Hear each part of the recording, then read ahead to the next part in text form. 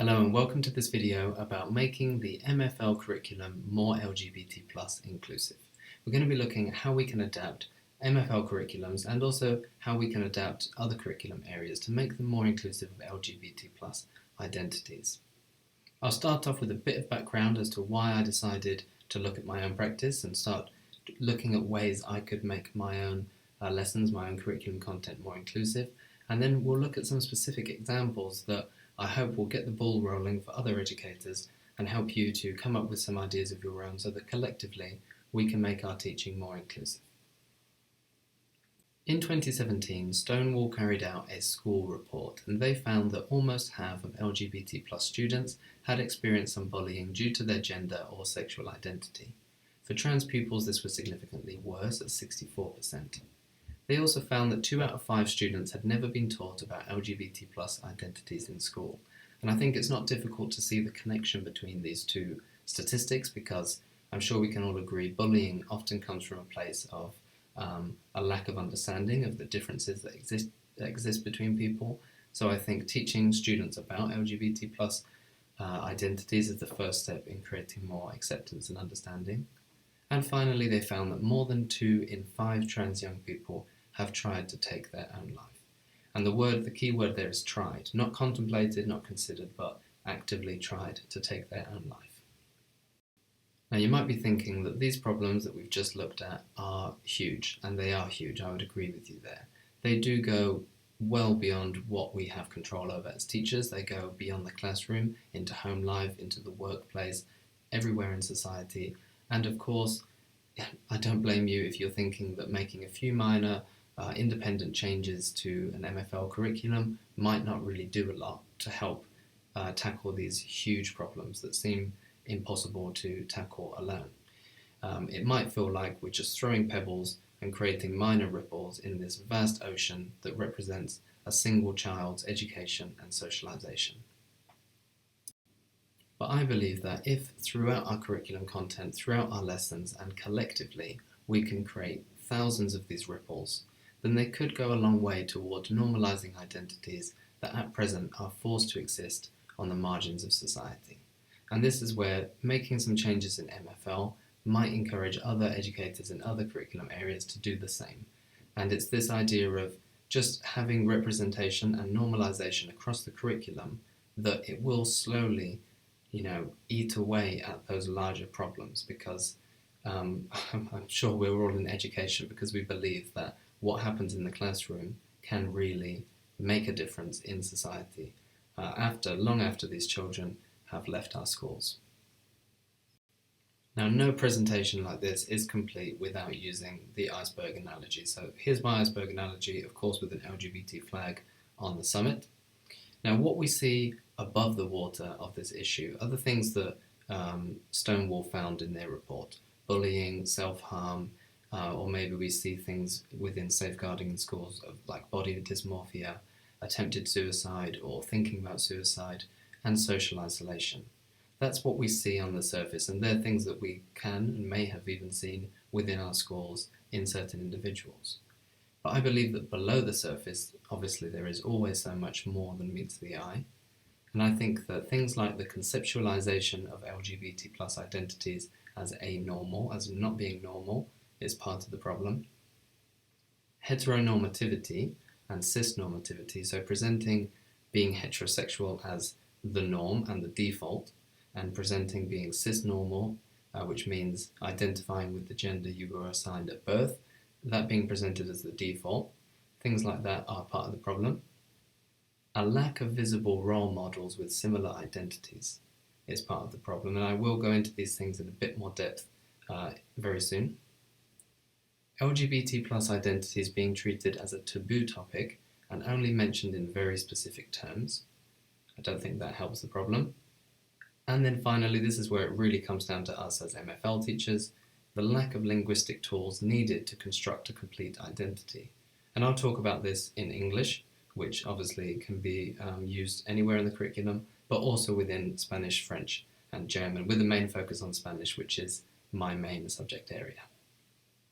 Now, of course, having a plan always makes the outcome better. So I'm going to talk to you about what the aim is, what my aim is in making these ripples, making these changes in the curriculum. So I don't have all the answers, I can't claim to have all the answers, I'm going through the works myself and just making it up as I go along, but I have tried to really pin down where am I trying to get to, how am I going to get there. So I'm going to share my thought process with you. The first thing I want to be able to achieve is normalization.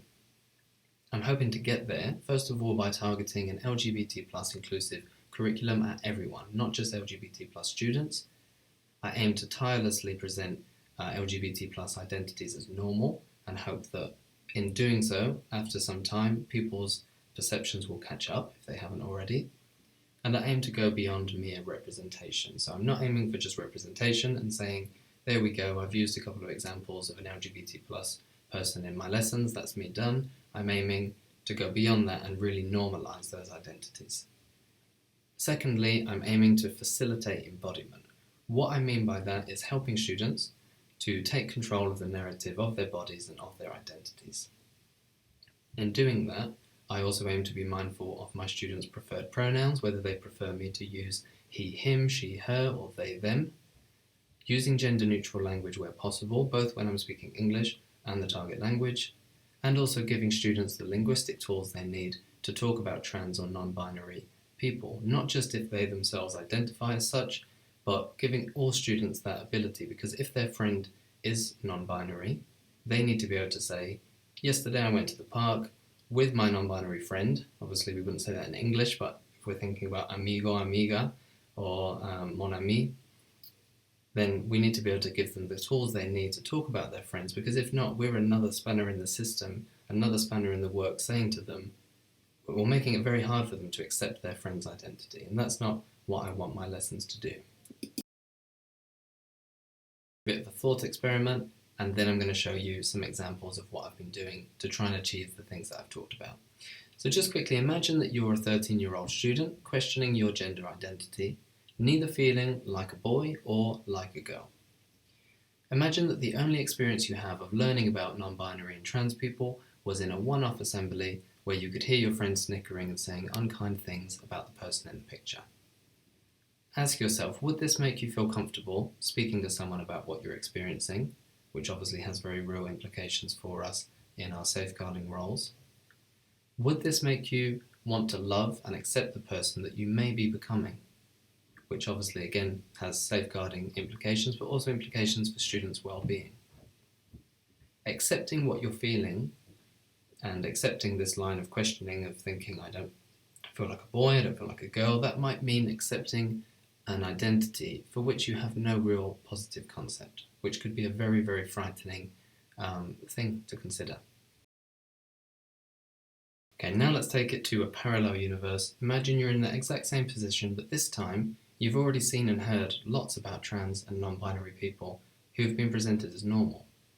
You've not encountered them merely as objects, such as in said assembly, this is a non-binary person, they're a vulnerable person in society, here are some statistics about how terrible their experience is, but as subjects. This is Alex, they're a nurse, and then maybe a subject-specific question like, Alex has 10 apples, they eat 6, how many apples do they have left? Due to this exposure, your friends are much less likely to be snickering every time they hear about this. They might the first time they hear, such as in that assembly in the last scenario, but I doubt they're going to continue to laugh about this if they're hearing it 2, 3, 4 times a week throughout all of their school experience, because it will get old. And as a result, they're less likely to hold negative opinions of trans and non-binary people, and subsequently you'd feel much safer coming out about what you're feeling and knowing that you've got the support of your peers, hopefully, your teachers and your school, even if you don't have it at home. And I think it's so important that students that may be going through this process of questioning know that they've got the support of the school, because unfortunately it's often going to be the case that they don't have the same support at home. So now that we know why it's important, where I'm trying to get to, and what I'm trying to achieve, I'm going to show you where I've been on the road towards LGBT plus inclusion, and it's a destination that is still very far away and that I'm still actively working towards. Okay, first of all, a reading comprehension in Spanish. It probably looks like a lot of other reading comprehensions, a short text followed by some questions in English. The only thing here that does anything towards LGBT plus inclusion is that I've talked about mis dos madres. Mis dos madres, my two mothers. Now I remember when I used this, a student said to me, "Sir, it says mis dos madres. Does that mean that she has two mums?" And I said, "Yeah," or sí. I can't remember honestly whether I said it in English or Spanish. And that was that. They said, "Okay," and then they carried on, and that was it. The activity made everyone in the class internally acknowledge that, yeah, oh yeah, there are people that have two mums. No one made a fuss about it, which was good. I didn't make a fuss about it, which is why that's something that I think is key. I'm not kind of waving it around and saying, hey, look, this is an example of an LGBT plus identity, because it's very much about planting the seed and regularly planting these seeds and hoping that as a result we'll have a forest of normalization. Now, the other thing is that had that gone differently and had someone had said something homophobic, it would also give me an opportunity to pick up on that and speak to that student and also be aware that they might obviously be saying things that could affect other students around them.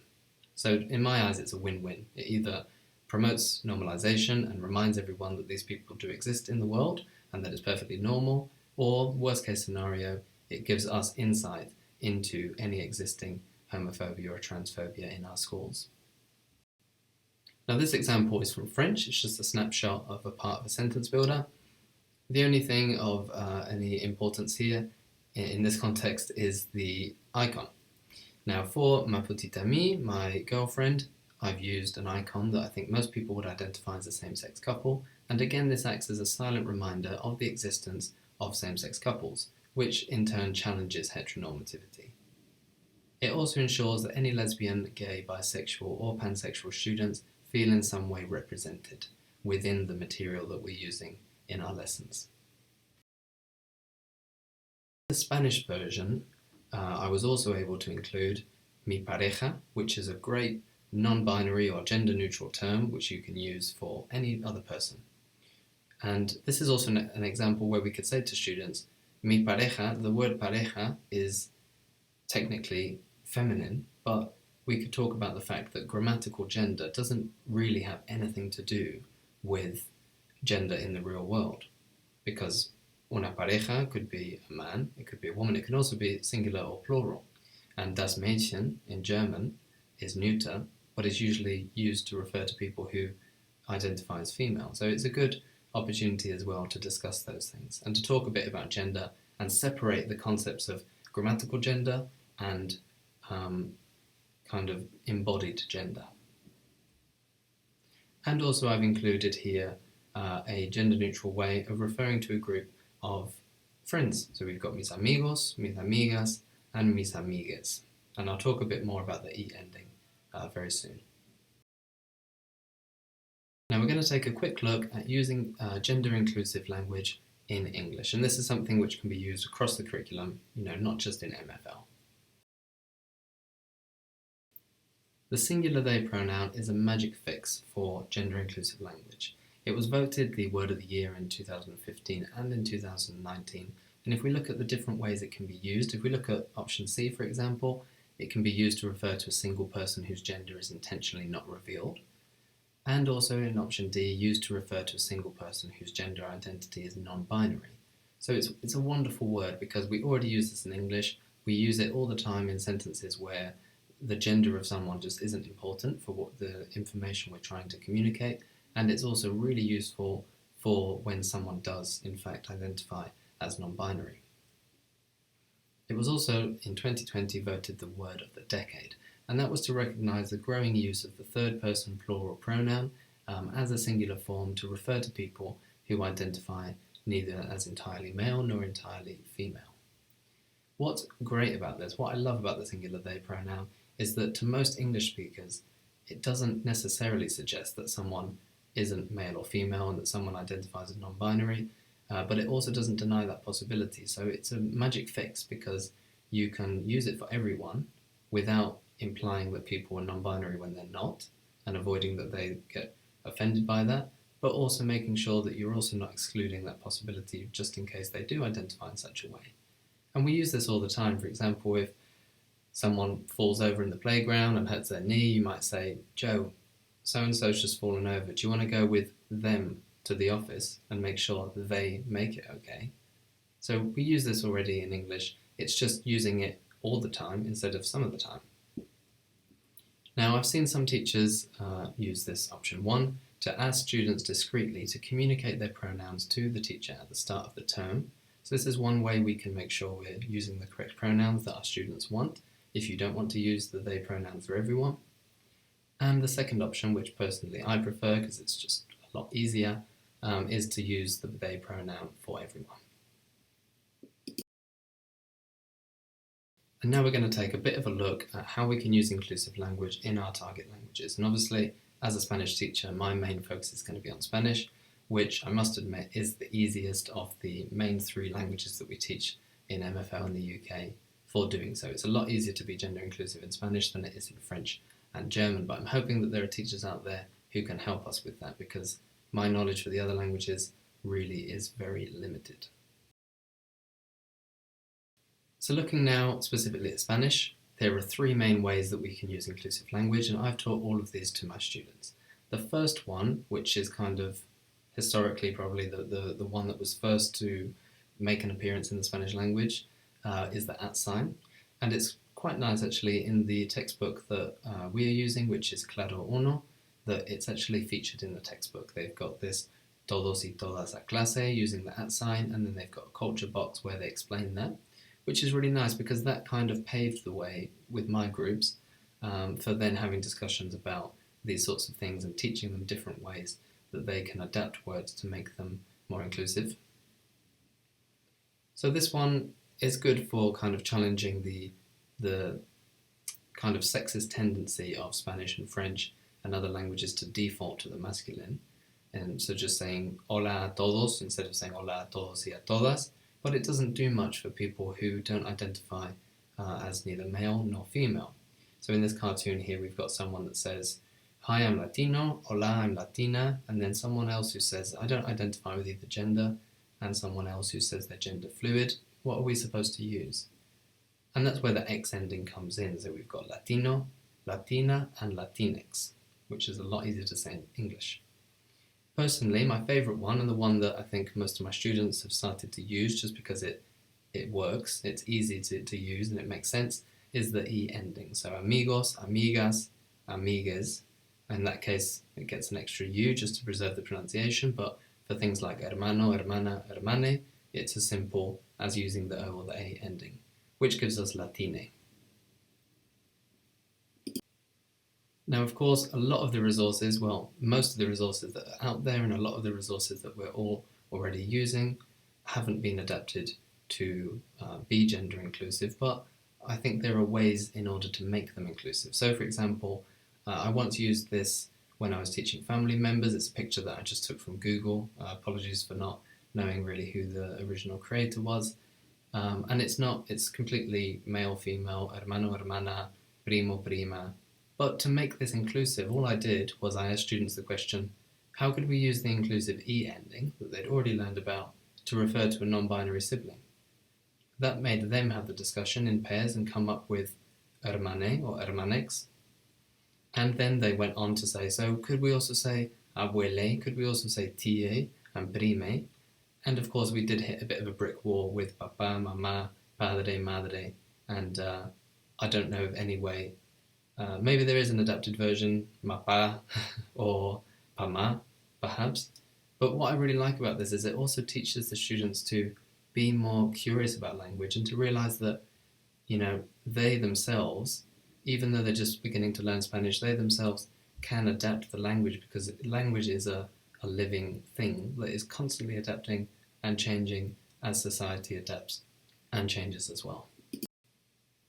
Another thing that I've done is to make sure that gender inclusive language, often shortened to GIL, is not just present in the stuff that I use in lessons, but also in the support materials such as knowledge organisers. So obviously if you've got knowledge organisers already, provided they're a Word document, you might be able to make some minor changes to them, or you could just say to your students, once you've introduced things like the E ending, I think it's the sort of thing that you could, over the space of 2 weeks, really get started with this, because you only need to introduce maybe the at ending, the x ending, the e ending, and talk a little bit one lesson about that, and then just take 20 seconds out of each lesson to maybe make some sort of reference to it, so that students start to use it, start to understand it in context.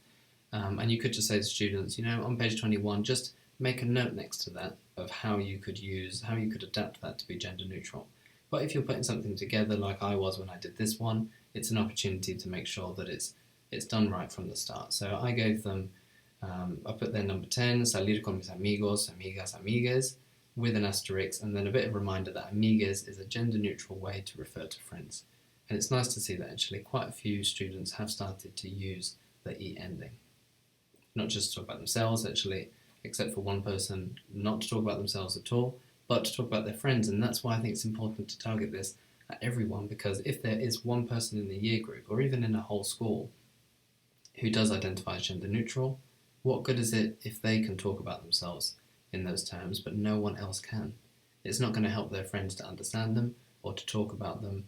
And it would essentially mean that if they want to say, yesterday I went to the park with my friend so-and-so, they don't have any way of saying it, so they'd have to pick another friend. So that's not the sort of non-inclusive cul-de-sac we want to send our students down, in my opinion. Okay, up to this point, it's all nice and easy. It's pretty simple stuff, isn't it? Grammar is where it does become a bit more complicated. So I came up with this resource, put this resource together, hotel conjugation. The idea was that I'd have all the single people on the left, all the couples on the right, and what I did, because I was putting this together, I made sure I included the ella pronouns. So we've got él, ella, ella. And then on the right-hand side, instead of putting nosotros / nosotras / nosotres, I've just left a gap. And my students know they can fill that gap with an X, an at sign, which they'd need to then read as the masculine and the feminine, or, which I think is for all of us the favourite option, the E, so nosotres. This does take a bit more explanation. I then, with the English translation of the pronouns, have to include he, she / it, and singular they. And every time I mention they, I have to say he, she, it, singular they, we, you all, or you plural, and then plural they. It is a bit longer, but in my opinion, personally, I think it's really worthwhile. It takes a tiny bit more time at the very beginning when you're first introducing the pronouns and the verb conjugations. I mean, that's difficult anyway. It's a difficult thing to grasp for people who've never learned verb conjugation in their own language or in another language. It's made, let's say, 5% more difficult by adding the ella pronoun and making sure that they can adapt. I mean, you need to really teach them nosotros, nosotras anyway. At this stage, this is kind of, let me think when I did this, probably 3 months into learning Spanish. So, early on beginners, I haven't actually taught them usted and ustedes yet, because for me the priority are these ones that you see on the screen, and then at a later date I will introduce usted and ustedes. Another example from Spanish, this is a slide that I use pretty much every lesson, just to get people speaking at the beginning of the lesson. Sometimes I'll just cold call a few students and ask them, ¿Cómo estás? Sometimes I get them to ask each other in pairs and give an answer. It only sort of takes 30 seconds.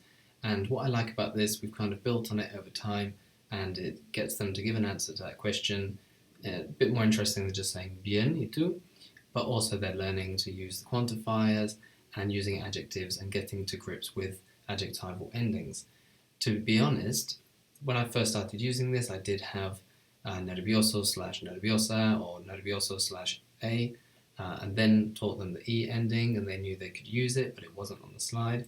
And then finally, this is the version that I'm using currently.